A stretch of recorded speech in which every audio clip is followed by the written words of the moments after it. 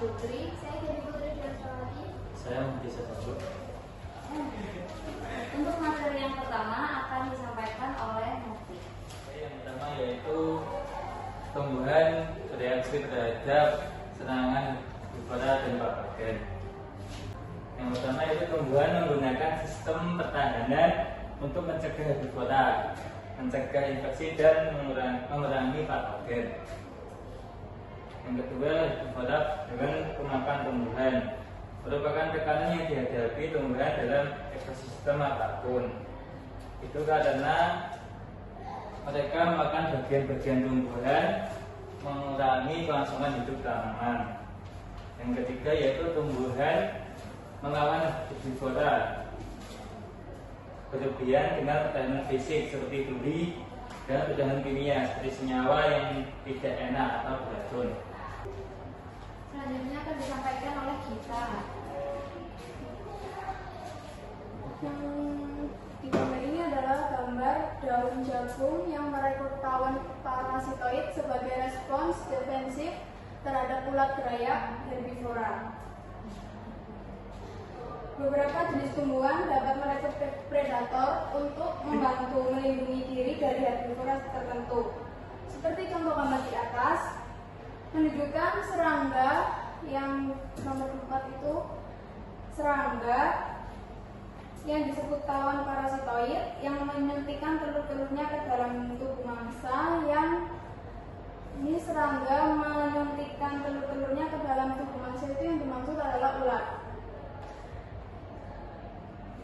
Ulat mengonsumsi tumbuhan, telur-telur tersebut menetas di dalam tubuh ulat dan menjadi larva yang lahir akan memakan tubuh ulat tersebut dari dalam. Lalu tumbuhan yang dapat keuntungan dari matinya ulat-ulat herbivora berperan aktif dalam proses ini seperti daun yang dirusak oleh ulat akan melepaskan senyawa volatil yang menarik tawon parasitoid. Stimulus yang memicu respon ini adalah gabungan antara kerusakan fisik daun yang disebabkan oleh ulat yang mengunyah dan senyawa tertentu di dalam ludah ulat.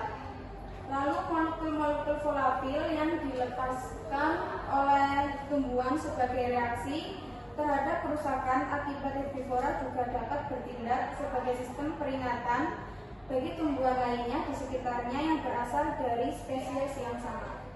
Kita lanjutkan yang tadi, yaitu yang nomor 4, beberapa tanaman bukan merekrut hewan predator yang membantu mempertahankan diri dari herbivora tertentu.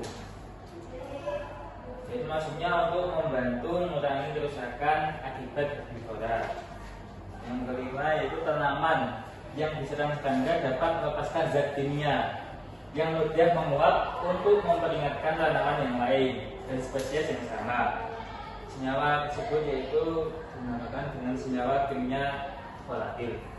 Yang terakhir yaitu asam metiljesmonat dapat mengaktifkan ekspresi gen yang terlibat dalam pertahanan tanaman.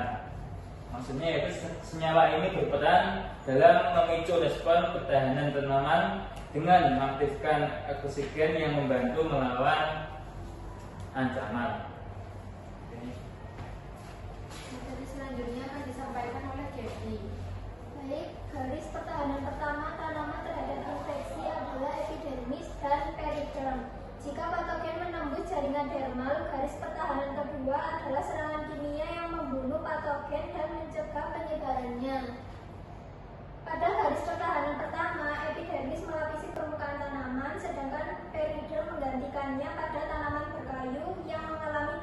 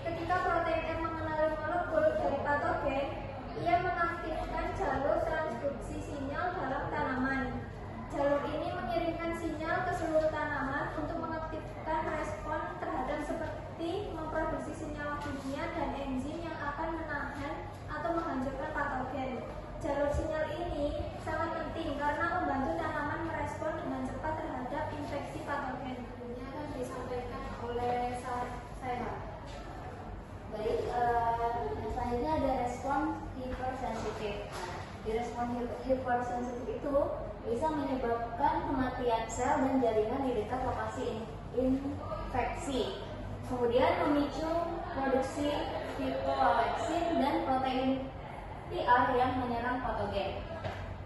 Dan yang ketiga, merangsang perubahan pada dinding sel yang membatasi patogen. Lalu, kenapa sih menyebabkan kematian sel dan jaringan di dekat lokasi infeksi? Respon hipersensitif adalah respon pertahanan yang menyebabkan kematian sel dan jaringan di dekat situs infeksi, sehingga membatasi penyebaran patogen setelah sel-sel di tempat infeksi melancarkan pertahanan kimiawi dan menyegel wilayah tersebut. Mereka menghancurkan dirinya sendiri. Yang selanjutnya memicu produksi fitoaleksin dan protein PR yang menyerang patogen. Respon hipersensitif ini dimulai ketika elisitor patogen berikatan dengan protein-protein A sehingga mengubah permeabilitas selektif membran plasma dan merangsang produksi fitoaleksin yang merupakan senyawa-senyawa toksik dengan sifat-sifat fungsidial dan bakterisidial yang umum.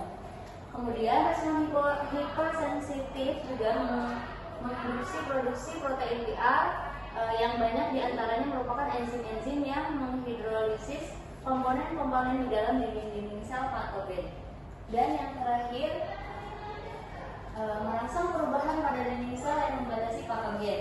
Infeksi juga merangsang pertautan suam molekul-molekul ini dalam dinding sel dan penumpukan lignin. Respon-respon yang mendirikan penghalang lokal yang memperlambat penyebaran patogen ke bagian-bagian lain dari tumbuhan. Kita dapat melihat hasil dari respon hipersensitif ini sebagai geseran-geseran pada daun. Sesakit apapun penampilan daun, ia akan tetap sintas dan respon pertahanannya akan membantu melindungi seluruh bagian lain dari tumbuhan. Bisa kita lihat di sini ada respon-respon pertahanan melawan patogen avirulen. Jadi yang pertama sampai ada 7 tahapan ya pengenalan respon pertahanan melawan patogen avirulen. Saya jelaskan di sini. Yang pertama itu resistensi spesifik didasarkan pada pengikatan molekul-molekul dari patogen ke reseptor-reseptor pada sel-sel tumbuhan. Kemudian identifikasi pada langkah 1 memicu satu jalur transduksi sinyal.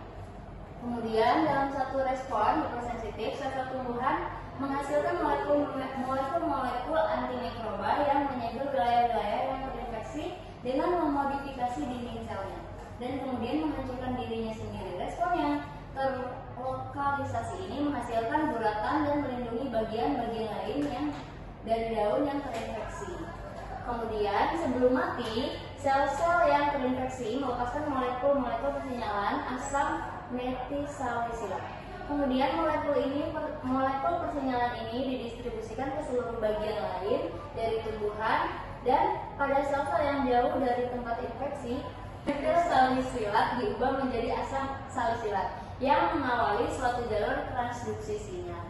Ya, dan yang terakhir, resistensi sistemik yang diperoleh teraktivasi produksi molekul-molekul yang membantu melindungi sel dari berbagai macam patogen selama beberapa hari. Nah, baik, memahami perbedaan hipersensitif antar tumbuhan sangat penting ya untuk mengembangkan strategi pengendalian penyakit tanaman yang lebih efektif. Dilanjutkan apa ya? Nala. Oke, selanjutnya kita masuk ke jalur transduksi sinyal. Nah, yang pertama ada penerimaan sinyal. Sinyal-sinyal pertama kali dideteksi oleh reseptor-reseptor yaitu protein-protein yang mengalami perubahan bentuk sebagai respon terhadap stimulus yang spesifik. Kemudian, kedua ada transduksi. Transduksi dalam respon adalah proses mengubah stimulus menjadi sinyal atau stimulus lain untuk merangsang respon seluler. Transduksi sinyal sendiri merupakan tahapan kedua persinyalan sel yang terjadi setelah sinyal diterima oleh protein reseptor. Reseptor bisa menjadi sensitif terhadap sinyal-sinyal lingkungan atau kimiawi yang sangat lemah. Untuk kelanjutan transduksi ini akan dibahas di slide selanjutnya. Sekarang kita ke respon. Pada akhirnya, jalur transduksi sinyal menyebabkan regulasi satu aktivitas seluler atau lebih. Pada sebagian besar kasus, respon-respon ini melibatkan peningkatan aktivitas enzim-enzim tertentu. Ada dua mekanisme utama yang dapat digunakan oleh jalur kesinyalan untuk meningkatkan suatu langkah enzimatik pada jalur biokimiawi, yaitu regulasi transkripsi dan modifikasi pasca translasi. Nah, ini tadi lanjutan dari transduksi, bagaimana informasi dari sinyal yang sangat lemah tadi itu diperkuat dan bagaimana penerimaan sinyal itu ditransduksi menjadi respon spesifik oleh hubungan. Dalam deetiolasi, misalnya setiap molekul fitokrom yang teraktivasi bisa memunculkan ratusan molekul pembawa pesan kedua, yang masing-masing bisa menyebabkan aktivasi ratusan molekul dari satu enzim yang spesifik. Melalui sistem semacam ini, pembawa pesan kedua dalam jalur transduksi sinyal dapat memperkuat sinyal dengan cepat. Kemudian di sini ada jalur transduksi sinyal penjelasannya tadi. Nah, pertama bisa dilihat di nomor pertama ada section atau penerimaan sinyal. Nah, untuk prosesnya sendiri, sinyal diterima ketika molekul pemberi sinyal memiliki reseptor di permukaan sel. Molekul pemberi sinyal dan reseptor memiliki spesifikasi yang tinggi, sehingga hanya sel yang memiliki reseptor yang sesuai dengan reseptor tadi yang dapat merespon sinyal tersebut. Kemudian yang kedua adalah transduction atau transduksi sinyal. Sinyal yang diterima oleh sel diubah menjadi jenis sinyal intraseluler lain untuk memicu respon yang tepat. Proses ini melibatkan pembawa pesan kedua yang memperkuat dan mengkoordinasikan respon seluler tadi. Kemudian yang terakhir ada respon. Respon seluler berupa aktivitas seluler seperti katalisasi enzim, penyusunan kembali, sitokroton, atau aktivitas gate yang bersifat spesifik. Kemudian ada respon cahaya sangat penting bagi tumbuhan. Di sini ada bagian kondisi fotoversible fitokrom. Itu ada cahaya merah yang mengarah ke kiri dan cahaya merah jauh yang mengarah ke kanan. Next.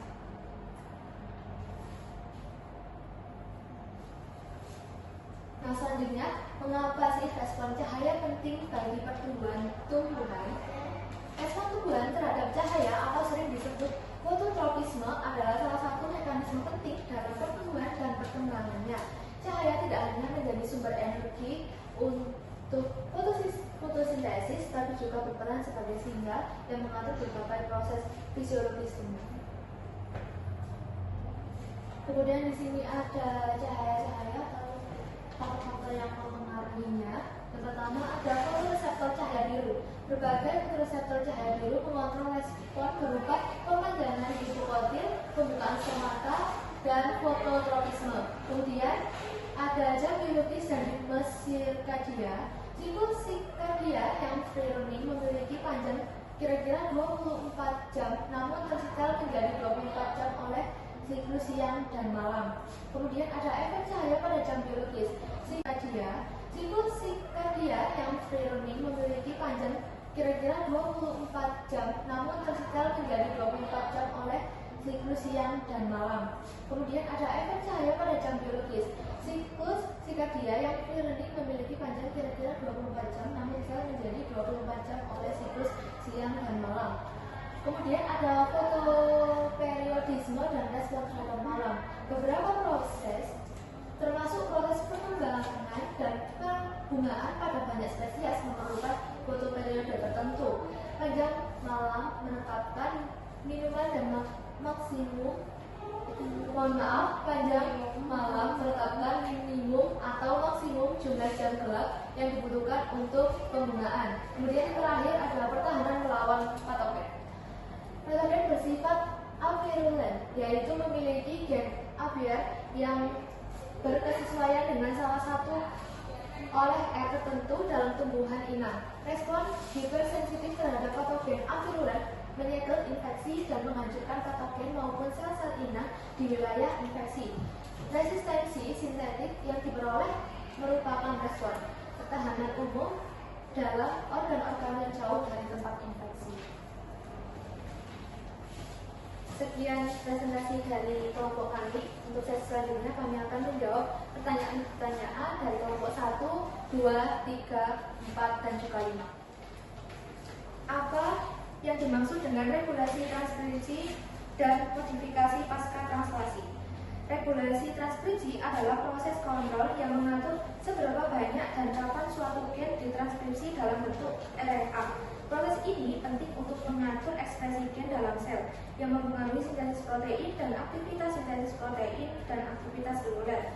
Selanjutnya, untuk modifikasi pasca translasi adalah modifikasi enzimatik protein melalui suatu ikatan kovalen setelah disintesis protein. Protein tersebut disintesis oleh ribosom yang menerjemahkan mRNA menjadi rantai polipeptida yang kemudian dapat menjalani PTM tadi untuk membentuk produk protein yang ditetapkan. Selanjutnya dari kelompok 2, pertanyaannya, apakah semua tumbuhan memiliki respon hipersensitif yang sama? Jawabannya, tidak semua tumbuhan yang memiliki respon hipersensitif yang sama. Kemampuan dan kecepatan respon hipersensitif setiap tumbuhan itu berbeda-beda, tergantung pada jenis tumbuhan dan jenis patogen yang menyerangnya.